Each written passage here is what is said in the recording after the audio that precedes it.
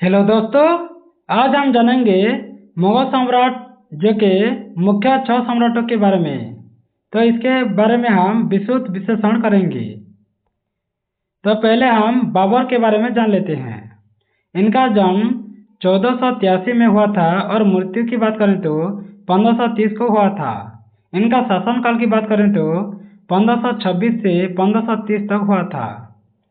बाबर जिनका असली नाम जहीरुद्दीन मोहम्मद था, जो मुगल साम्राज्य के संस्थापक थे। वे तैमूर और चंगेज खां के वंशज थे और वो मध्य एशियाई के फरगाना से आए थे। 1526 में पानीपत की पहली लड़ाई में इब्राहिम लोदी की हराकर उन्होंने भारत में मुगल शासन की नींव रखी थी। उनके प्रमुख योद्धा में खानबाज युद्ध था, जो कि 1527 में हुआ था। 1537 में, जो कि राणा सांगा के खिलाफ जीत शामिल की थी, जिसने राजपूतों को दबाया था। इसकी उपलब्धियां और चुनौतियों के बारे में भी जान लेते हैं। नीतियां के बारे में, बाबर ने बारूद और तोपों का इस्तेमाल करके भारतीय युद्ध कला में क्रांति लाई थी और वे एक कुशल योद्धा भी थे, कवि और लेखक भी थे। उनकी आत्मकथा बाबरनामा मुगल इतिहास का महत्वपूर्ण स्रोत माना जाता है। उन्होंने बागो जैसे दिल्ली का रामबाग का निर्माण करवाया, जो मुगल वास्तुकला की शुरुआत हुई थी। उसके बाद विश्लेषण के बारे में, बाबर का शासन छोटा था लेकिन निर्णायक भी था। उन्होंने एक विदेशी वंश को भारत में स्थापित किया था, लेकिन स्थानीय संस्कृति से जुड़ने का प्रयास भी किया था। उनकी कमजोरी यह थी कि वे भारत के स्थायी घर नहीं मानते थे, बल्कि मध्य एशिया लौटना चाहते थे। उनका योगदान साम्राज्य की नींव में ही था, जो बाद में सम्राटों ने मजबूत किया था। कुल मिलाकर बाबर एक विजेता थे जिन्होंने मुगल साम्राज्य को जन्म दिया था, लेकिन प्रशासनिक सुधार कम किए थे। उसके बाद हम हुमायूं के बारे में जान लेते हैं। हुमायूं के बारे में, इनका जन्म 1508 को हुआ था और मृत्यु की बात करें तो 1556 को हुआ था। इसके शासनकाल 2 टाइम में हुआ था, एक 1530 से 1540 और एक 1555 से 1556 तक। हुमायूं बाबर के पुत्र थे और मुगल साम्राज्य के दूसरे सम्राट भी थे। उनका शासन चुनौतियों से भरा था। जब 1540 में शेरशाह सूरी ने उन्हें हराकर भारत से निर्वासित कर दिया था। 1555 में सूरी वंश के पतन के बाद उन्होंने फारस की मदद से दिल्ली पर पूर्ण कब्जा कर लिया था, लेकिन जल्द ही सीढ़ियों से गिरकर मृत्यु हो गई उनकी। इसकी उपलब्धियां और नीतियां के बारे में जान लेते हैं। हुमायूं ने फारसी संस्कृत और कला को बढ़ावा दिया था। उन्होंने दिल्ली में दिन पनाह शहर बसाया था और पुस्तकालय का निर्माण भी किया था। शेरशाह से हार के बाद उन्होंने सैन्य और प्रशासनिक सबक सीखे थे, लेकिन लागू करने का समय नहीं मिला था उनको। विश्लेषण की बात करें तो हुमायूं को अक्सर कमजोर शासक माना जाता है, क्योंकि वे आंतरिक विद्रोह जैसे उनके भाइयों से और बाहरी दुश्मनों से जूझते रहे थे। उनकी कमजोरी सैन्य रणनीति भी थी, लेकिन वे विद्वान और दयालु भी थे। उनका निर्वासन मुगल साम्राज्य के लिए एक झटका था, लेकिन इसने अकबर जैसे उत्तराधिकारी को तैयार किया था। कुल मिलाकर बात करें तो हुमायूं का शासन संक्रमण काल था, जो मुगल वंश को लगभग समाप्त कर सकता था, लेकिन फारसी सहायता से बच गया। उसके बाद अकबर की बात करते हैं। उसका जन्म 1542 को हुआ था और मृत्यु की बात करें तो 1605 में हुआ था। इनका शासनकाल 1556 से 1605 में हुआ था। उसके बीच अकबर, जिन्हें अकबर महान भी कहा जाता है, हुमायूं के पुत्र थे और वह 14 वर्ष की उम्र में ही गद्दी पर बैठ गए थे। बैरम खान के संरक्षक में उन्होंने पानीपत की दूसरी लड़ाई 1556 में जीती थी। उन्होंने साम्राज्य का विस्तार किया, जिसमें राजपूतों को जैसे राणा प्रताप के खिलाफ हल्दीघाट युद्ध हुआ और दक्कन तक शामिल था। इनकी उपलब्धियां और नीतियों के बारे में जान लेते हैं। अकबर की। अकबर ने मनसबदारी प्रणाली की थी, राजस्व सुधार किया था और धार्मिक सहिष्णुता की नीति अपनाई थी।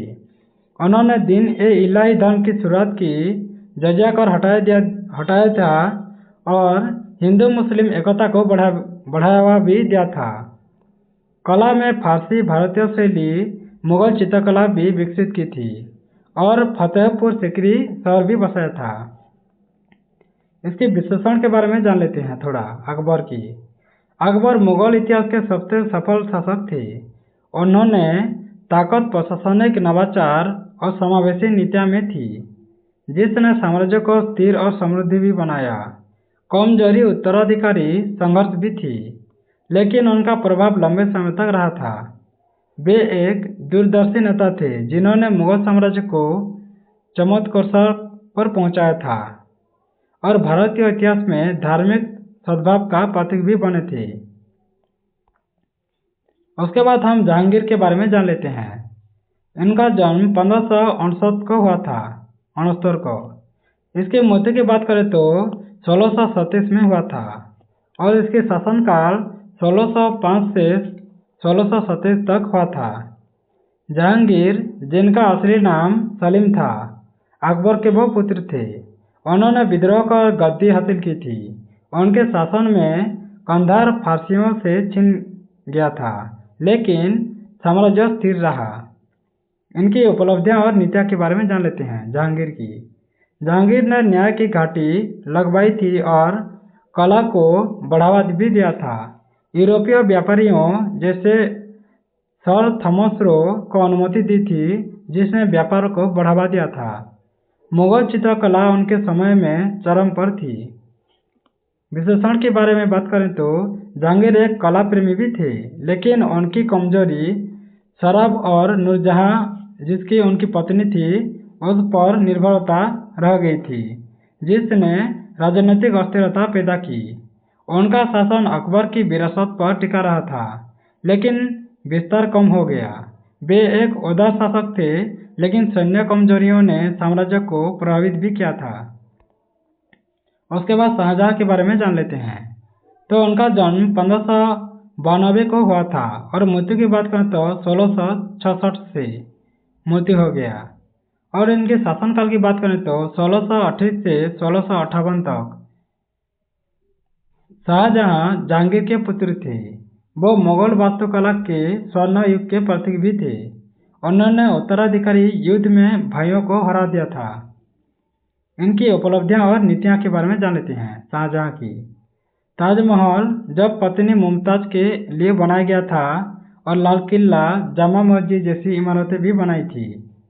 दक्कन में विस्तार किया, लेकिन फारस से कंधार हार गए थे। अर्थव्यवस्था मजबूत रही थी शाहजहां के टाइम पे।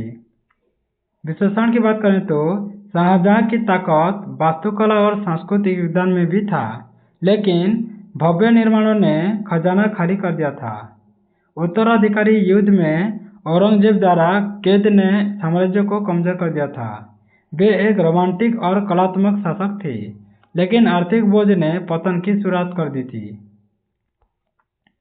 उसके बाद औरंगजेब के बारे में जान लेते हैं। उनका जन्म 1618 से हुआ था और मृत्यु की बात करें तो 1707 में। शासन कला की बात करें तो 1658 से 1707 तक हुआ था। औरंगजेब शाहजहां के पुत्र ही थे। एक कट्टर इस्लामी शासक भी थे औरंगजेब। उन्होंने भाइयों को हराकर गद्दी हासिल की थी और साम्राज्य को अधिकतम विस्तार दिया था, दक्कन तक पूरी तरह से। उपलब्धियां और नीतियां के बारे में जाने तो क्या क्या किए थे। तो जजिया कर पुनः लगा दिया था, मंदिर तोड़ दिए थे, इस्लामी कानून को लागू कर दिया था, मराठों, सिखों और जाटों के खिलाफ युद्ध भी लड़े थे। विशेषण की बात करें तो औरंगजेब की ताकत सैन्य शक्ति थी, लेकिन धार्मिक कट्टरता ने विद्रोह भड़का दिए थे, जैसे शिवाजी का उदय भी हुआ था। उनका लंबा शासन साम्राज्य को थोपा गया और पतन का कारण भी बन गया। वे एक कुशल योद्धा थे, लेकिन सही सहिष्णुता की कमी ने मुगल वंश को कमजोर भी कर दिया था। विशेषण की बात करें तो ये 6 सम्राट मुगल साम्राज्य के उत्थान और चमत्कृषि के प्रतीक थे। बाबर और हुमायूं ने नींव रखी और अकबर ने उसको मजबूत किया था, जबकि बाद में सम्राटों के ने सांस्कृतिक चमक दी, लेकिन धार्मिक और आर्थिक मुद्दे से पतन शुरू हो गई थी। इन्होंने जितने भी सम्राटों थे वो सांस्कृतिक चमक तो दिलाई, लेकिन धार्मिक और आर्थिक मुद्दे में पतन हो गई थी। उनका योगदान वास्तुकला, प्रशासन और संस्कृति में अमिट रह गया है, आज भी है। उनके वास्तुकला, संस्कृति ये सब आज भी है। लेकिन आंतरिक संघर्षों ने ब्रिटिश हस्तक्षेप को आमंत्रित भी कर दिया था। ये रहा मुगल के बारे में। Thanks for watching. अगर ऐसे वीडियो आपको अच्छा लगता है तो सब्सक्राइब कर दें, बेल आइकन दबा दें, लाइक करें, शेयर करें और कमेंट करना ना भूलें। आपको कैसा लगा?